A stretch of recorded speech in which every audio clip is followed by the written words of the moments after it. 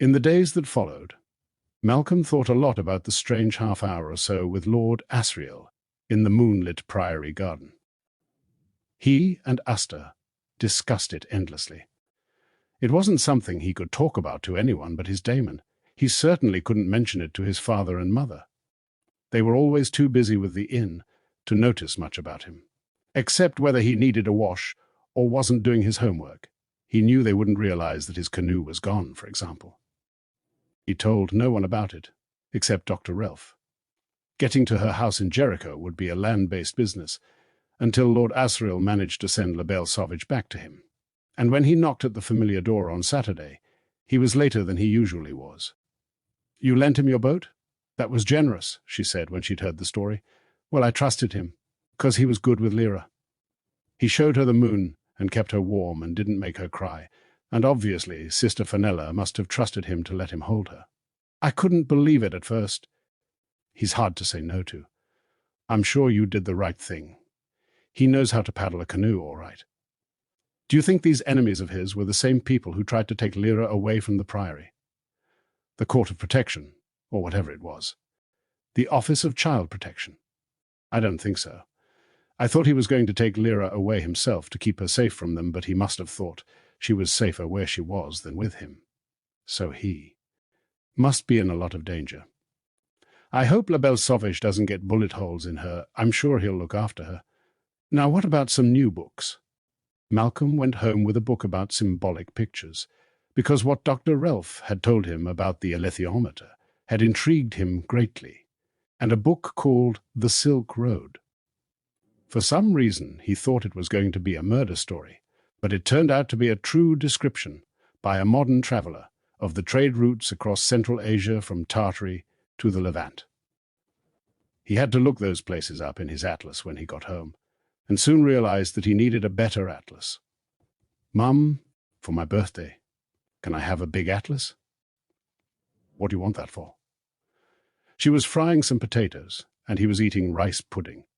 It was a busy night, and he'd be needed in the bar before long.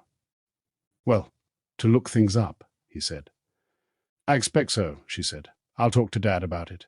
Come on, get that finished." The steamy, noisy kitchen was the safest place in the world, it seemed to him. Safety had never been anything to think about before. It was something you took for granted, like his mother's endless, effortless, generous food, and the fact that there would always be hot plates ready to serve it on. So he knew that he was safe, and that Lyra was safe in the priory, and that Lord Asriel was safe because he'd escaped his pursuers. But there was danger all around, just the same. The next day was Sunday, and the rain was coming down harder than ever. Hannah Relf made an inspection of the sandbags protecting her front door and went along to the end of the street to see how much the level of the canal had risen. She was alarmed to see, beyond the canal, the entire stretch of land called Port Meadow, acres of open ground, invisible under a grey and rain-swept wilderness of water. The wind gave it the appearance of flowing, although she knew it couldn't be, a great mass of water flowing inexorably towards the houses and businesses of Jericho behind her. It was too bleak and depressing to stand and look at for long, and, besides, the rain was coming down harder than ever, so she turned back, intending to shut her door and put another log on the fire and sit with her studies and a cup of coffee. But there was a van outside her house, an unmarked vehicle that nevertheless said official in every line of the grey, unwindowed metal of the bodywork. "Cross over," said her Damon. "Just walk naturally and go on past." "What are they doing?" she whispered. "Knocking. Don't look." She tried to keep a steady pace. She had nothing to fear from the police, or from any other agency, except that, like every other citizen, she had everything to fear. They could lock her up with no warrant and keep her there with no charge. The old Act of Habeas Corpus had been set aside, with little protest from those in Parliament who were supposed to look after English liberty, and now one heard tales of secret arrests and imprisonment without trial, and there was no way of finding out whether the rumours were true. Her association with Oakley Street would be no help, in fact. If anyone found out about it, it might even make things worse. These agencies and half-hidden powers were fiercely rivalrous, but she couldn't walk in the rain all afternoon. It was absurd. Besides, she had friends. She was a highly respectable member of a great Oxford college. She would be missed. Questions would be asked. She knew lawyers who could get her out of any cell in a matter of hours. She turned back and made straight for her house, splashing through the water that already lay an inch or two deep on the pavement. She called out when she was close enough. "Can I help?" "What do you want?" The man knocking turned and looked. She stood at the gate, trying to seem as if she wasn't afraid. "This your house, ma'am?" "Yes." "What is it you want?" "We're from Environmental Protection, ma'am.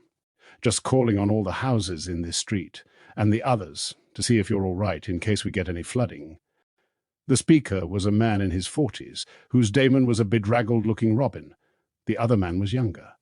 His daemon was an otter, and she had been standing on the sandbags outside Hannah's door. When Hannah spoke, the daemon flowed over to the young man, who picked her up.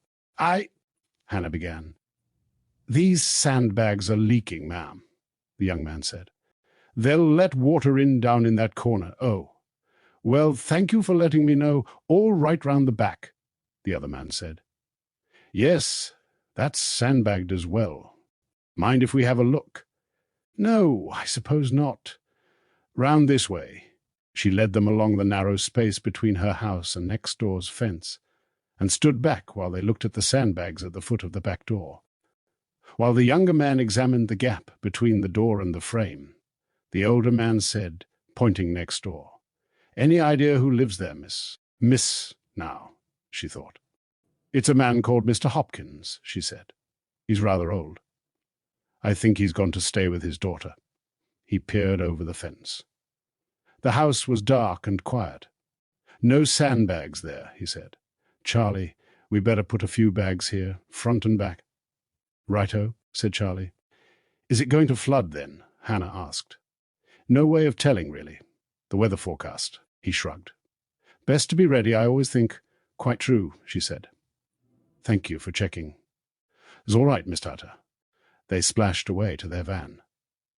Hannah pulled and pushed and kicked at the corner they'd said was leaking, to redistribute the sand, and then went inside and locked the door.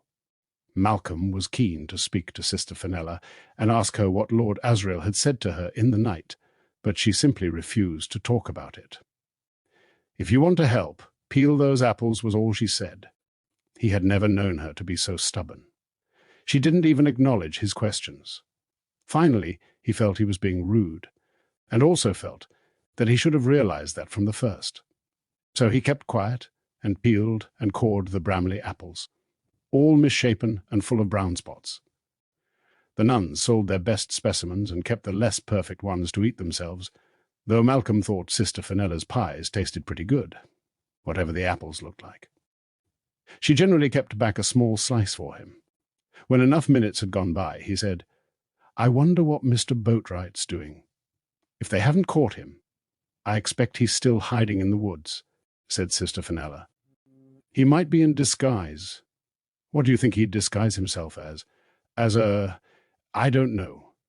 His daemon would have to be disguised as well. Much easier for children," said her squirrel daemon. "When you were little, what sort of games did you play?" said Malcolm. "Our favorite game was King Arthur," said the old lady, putting down her rolling pin. "How did you play that?" "Pulling the sword out of the stone. You remember. No one else could pull it out, and he didn't know it was impossible, and he just put his hand on the hilt, and out it came." She took a clean knife from the drawer and thrust it into the big lump of pastry she hadn't yet rolled. "There, now you pretend you can't pull it out," she said, and Malcolm went into a pantomime of vast effort, straining and grunting, and gritting his teeth, and hauling at the knife without moving it at all. Aster joined in, heaving at his wrist as a monkey. "And then the boy Arthur goes to fetch his brother's sword," said Sister Fenella's daemon. "And he sees the sword stuck in the stone and thinks, 'Oh, I'll take that one,'" said Sister Fenella, and her daemon finished, and he set his hand on the hilt, and it came out. "Just like that." Sister Fenella pulled out the knife and waved it in the air. "And so Arthur became the king," she said. Malcolm laughed. She was contracting her features in what she thought was a majestic frown, and the squirrel Damon ran up her arm and stood on her shoulder in triumph. "Were you always King Arthur?" said Malcolm. "No, I always wanted to be. Usually I was a squire or someone lowly. We played on our own, though, too," said her Damon. "You were always King Arthur, then?" "Yes, always," she said, and wiped the knife clean and put it back in the drawer. "What games do you play, Malcolm?" "Oh, I suppose exploring games. Discovering lost civilizations and stuff like that. Going up the Amazon in your canoe. Yeah, that sort of thing." "How is your boat these days?" "Is she surviving the winter?" "Well, I lent her to Lord Asriel. When he came and saw Lyra, she said nothing and went back to rolling the pastry. Then she said, I'm sure he was very grateful. But her tone was as close as she ever got to being severe. After they left the kitchen, Asta said, she was embarrassed. She was ashamed because she knew she'd done something wrong. I wonder if Sister Benedicta found out. She might stop Sister Fenella from looking after Lyra altogether. Maybe. But maybe she hasn't found out. Sister Fenella would confess. Yes, Malcolm agreed. She probably would. They didn't look in on Mr. Taffhouse because there was no light in his workshop. He'd probably gone home early. No, wait, said Asta suddenly. There's someone there. It was dusk already. The grey, rain-sodden sky was ushering darkness in the better part of an hour before it was really due. Malcolm stopped on the path to the bridge and peered back towards the dark workshop. Where? He whispered. Round the back. I saw a shadow. It's all shadows. No, like a man. They were about 100 yards from the workshop. The gravel path lay open and clear in the grey twilight and the little glow of yellow from the priory windows. Nothing moved. And then from behind the workshop came, in a sort of lurching limp, a shape the size of a large dog, but hunched and heavy in the shoulders, which stood and stared at them directly. It's a daemon, Asta breathed. A dog. And what's not a dog? That's a hyena, and it's only got 3 legs. The hyena didn't move, but behind it, the shape of a man detached itself from the darkness of the building. He looked directly at Malcolm, though Malcolm couldn't see his face at all, and then merged back into the shadow. But his daemon stayed where she was, and then spread her 2 back legs and pissed right in the middle of the path. Her heavy-jawed face never moved as she glared at Malcolm. All he could see of it were 2 glints where her eyes caught the light. She took a lurching step forward, propping her weight on her one front leg, and looked at Malcolm for a moment more before turning and loping clumsily back into the shadow. The little episode shook Malcolm considerably. He'd never seen a maimed daemon before, or a hyena, or felt such a wave of malevolence. Nevertheless, "We've got to," said Asta. "I know, be an owl." She changed at once, and sat on his shoulder, staring intently at the dark shape of the workshop.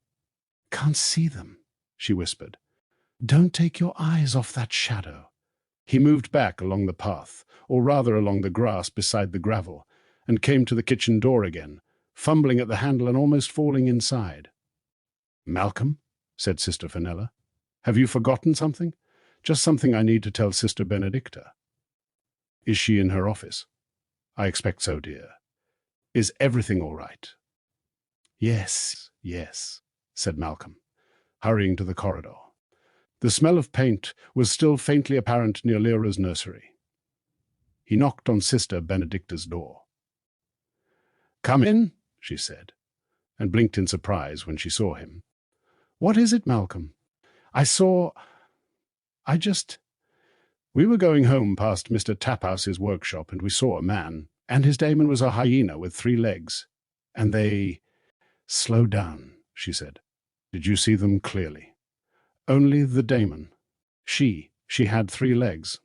And I didn't think they ought to be there, I thought you ought to know, so you could make extra sure the shutters were locked." He couldn't tell her what the hyena had done. Even if he'd found the right words, he wouldn't have been able to express the contempt and hatred in the action.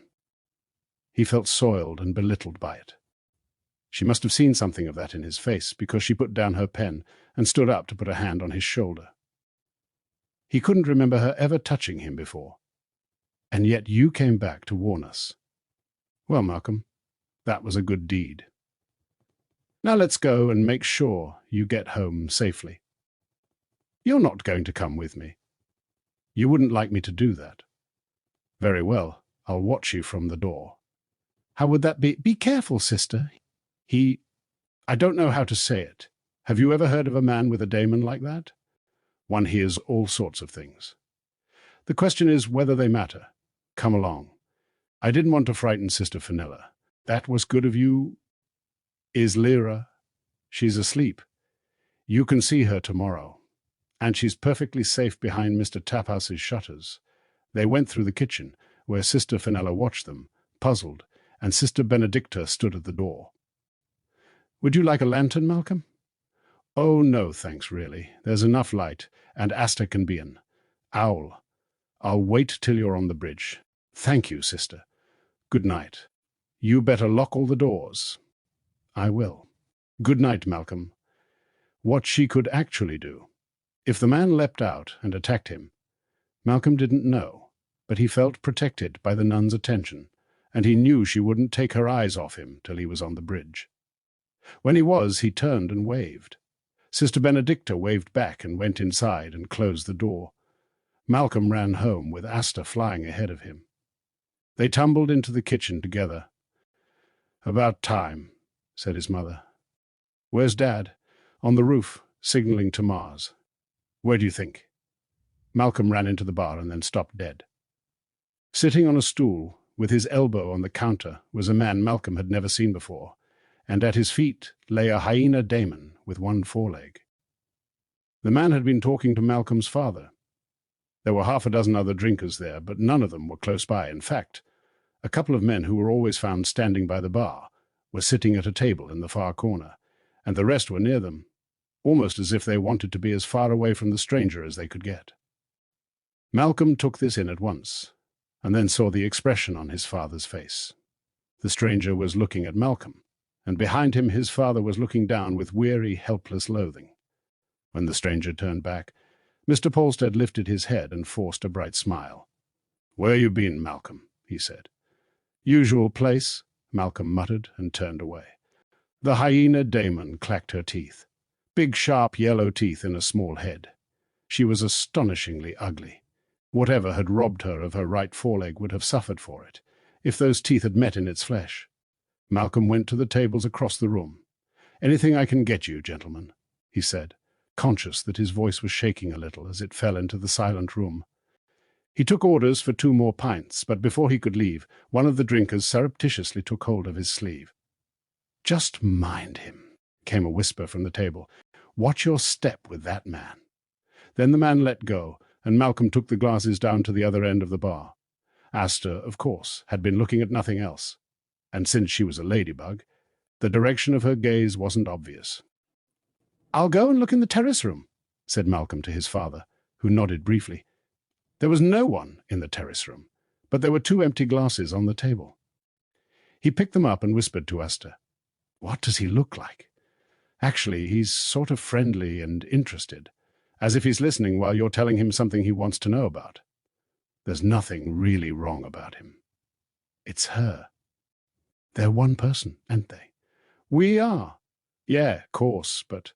There were a few empty glasses in other places around the pub, and Malcolm took his time collecting them. "There's hardly anyone here," he said to Asta. "We won't have to stay in the bar then. Go upstairs and write it down. Something to tell Dr. Relf." He took the glasses into the kitchen and began to wash them. "Mum," he said, "there's a man in the bar." He told her what had happened as he left the priory, again leaving out what the daemon had done on the path. "And now he's here. And Dad looks ever so fed up, and no one else wants to go near him. You went and told Sister Benedicta? She'll make sure they're all shut up safe. But who is he? What's he do? Goodness knows.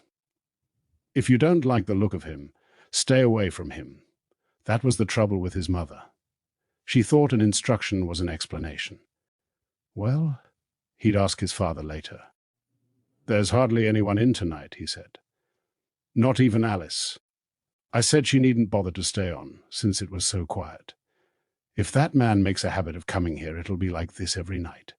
Dad'll have to tell him to stay away, but why? Never mind why. Got any homework? Well, you might as well eat your supper now and get it over with. Supper was cauliflower with cheese sauce. Asta perched on the table as a squirrel and toyed with a nut. Malcolm hurried through the meal and burned his mouth, but soothed it with a piece of cold plum pie and cream. The glasses he'd washed had drained dry, so before going upstairs, he took them back to the bar. There were a few more people in, but the man with the hyena daemon was still sitting on his stool at the counter, and the new arrivals were at the other end, ignoring him. Everyone seems to know about him, Asta grumbled. Except us, the hyena daemon hadn't moved. She lay there gnawing and licking at the stump of her missing leg, and the man sat still, one elbow on the bar, looking all around with an air of mild and knowing interest. Then something surprising happened. Malcolm was sure no one else could see. His father was chatting with the newcomers at the other end of the bar, and the men at the tables were playing dominoes. Afire with curiosity, Malcolm couldn't help staring at the man. He was about 40, Malcolm thought, with black hair and bright brown eyes, and all his features were clear and easy to see, as if he was a very well-lit photogram. He was wearing the sort of clothes a traveller might wear, and he might have been handsome, except that there was a kind of vigor and rough mischief about him that word didn't do justice to. Malcolm couldn't help liking him, and the man saw him looking, and smiled, and winked. It was a smile of warmth and complicity.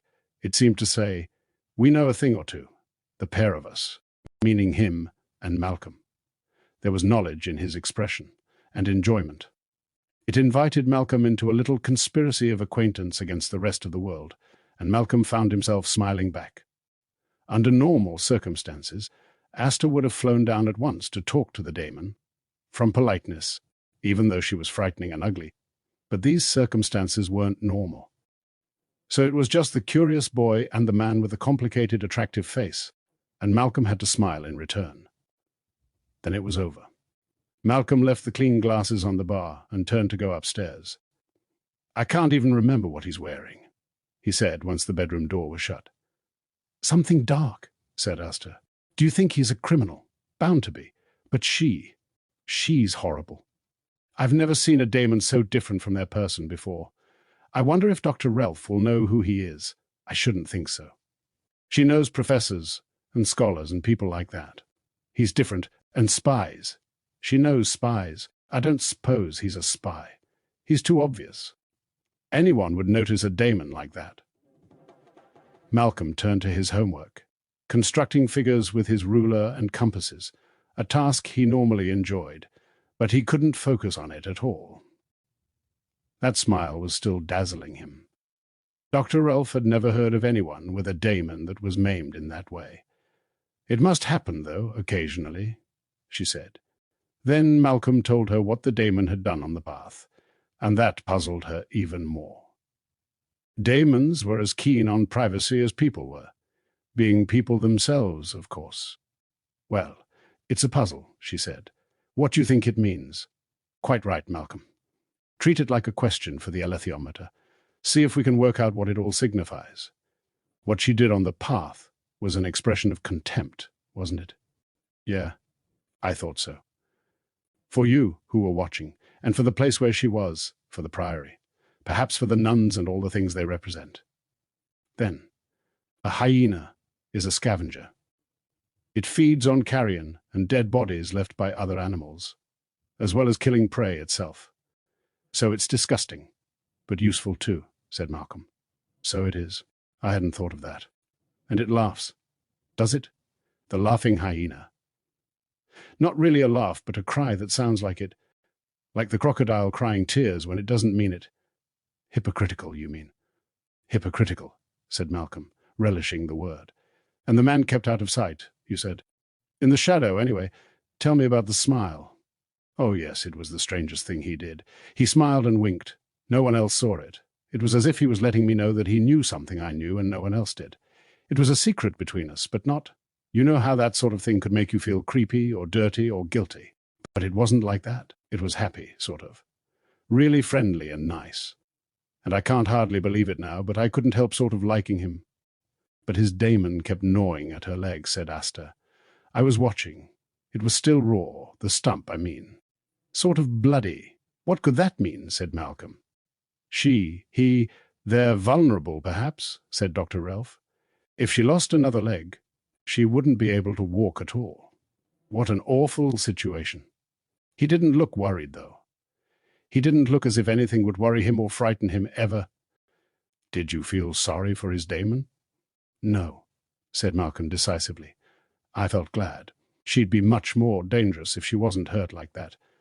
So you're in two minds about this man. Exactly. But your parents? Mum just said keep away, and didn't say why. Dad obviously hated him being in the bar, but he had no reason to ask him to leave, and the other customers hated him being there too. I asked Dad later, and all he said was that he was a bad man, and he wasn't going to let him in the pub again. But he didn't tell me what he'd done, or why he was bad, or anything. I think it was just something he felt. Have you seen him since? It was only the day before yesterday. But no. Let me see what I can find out, said Dr. Relf. Now, what about your books this week? The symbolic pictures one was difficult, said Malcolm. I didn't understand most of it. What did you understand? That things can stand for other things. That's the main point. Good. The rest is a matter of detail. No one can remember all the meanings of the alethiometer pictures, so we need the books to be able to read it. It's like a secret language. Yes, it is. Did someone make it up? Or did they discover it? Was that what you were going to say? Yes, it was, he said, a little surprised. So, which is it? That's not so easy. Let's think of another example. Something else. You know the theorem of Pythagoras? The square of the hypotenuse is equal to the sum of the squares of the other two sides. That's exactly it. And is that true for every example you've tried? Yes. And was it true before Pythagoras realized it? So he didn't invent it. He discovered it. Yes. Good. Now let's take one of the alethiometer symbols. The hive, for example, surrounded by bees. One of its meanings is sweetness, and another is light. Can you see why? Honey for the sweetness. And what are candles made of? Wax, beeswax. That's right. We don't know who first realized that those meanings were there. But did the similarity, the association, exist before they realized it, or not until then? Did they invent it or discover it? Malcolm thought hard. That's not quite the same, he said slowly, because you can prove Pythagoras' theorem, so you know it must be true. But there's nothing to prove with the beehive. You can see the connection, but you can't prove. All right, put it like this. Suppose the person who made the alethiometer was looking for a symbol to express the ideas of sweetness and light. Could they have chosen just anything? Could they have chosen a sword, for example, or a dolphin? Malcolm tried to work it out. Not really, he said. You could twist it a lot and make them similar, but that's right. There's a natural sort of connection with the beehive, but not with the other two. Yeah. Yes. So was it invented or discovered? Malcolm thought hard again, and then smiled. Discovered, he said. All right. Next, let's try this. Can you imagine another world? I think so. Yes. Would his theorem be true there as well? Yes. It would be true everywhere. Now, imagine that world has people like us in it, but no bees. They'd have the experience of sweetness and of light. But how would they symbolize them? Well, they'd find some other things. Maybe sugar for the sweetness and something else, maybe the sun for light. Yes, those would work. Let's imagine another world, a different one again, where there are bees but no people. Would there still be a connection between a beehive and sweetness and light? Well, the connection would be here in our minds, but not there. If we can think about that other world, we could see a connection. Even if there was no one there to see it, that's good. Now, we still can't say whether that language you spoke about, the language of symbols, was definitely invented or definitely discovered, but it looks more as if As if it was discovered, said Malcolm. But it's still not like Pythagoras' theorem. You can't prove it. It depends on... Yes. It depends on people being there to see it. The theorem doesn't. That's right. But it's a bit invented as well. Without people to see it, it would just be... It might as well not be there at all. He sat back, feeling slightly dizzy. Her familiar room was warm. The chair was comfortable. The plate of biscuits was to hand. He felt as if this was the place where he was truly at home, more so than his mother's kitchen or his own bedroom. And he knew he would never say that to anyone but Asta. I'll have to go soon, he said. You've worked hard. Was that work? Yes, I think so. Don't you? I suppose so. Can I see the alethiometer? I'm afraid it has to stay in the library. We've only got the one instrument. But here's a picture. You can have. She took a folded sheet of paper from a drawer in the cabinet and gave it to him. Unfolding it, he found the plan of a large circle with 36 divisions around the rim. In each of the little spaces was a picture, an ant, a tree, an anchor, an hourglass. There's the beehive, he said. Keep it, she told him. I used it when I was learning them, but I know them now. Thank you. I'll learn them too. There's a memory trick I'll tell you about another time. Rather than memorize them all for now, you could choose one of them and just think about it. What ideas does it suggest? What could it symbolize? Right, I will. He stopped. The circle in the diagram, divided into its little sections, reminded him of something. It's sort of like something I saw. He described the spangled ring that he'd seen on the night Lord Asriel had come to the trout. She was interested at once. That sounds like a migraine aura, she said. Do you have bad headaches? No, never. Just the aura, then. You'll probably see it again sometime. Did you like the other book? The one about the Silk Road? It's the place I want to go to most in the world. One day, perhaps, you will. That evening, someone brought La Belle Sauvage back.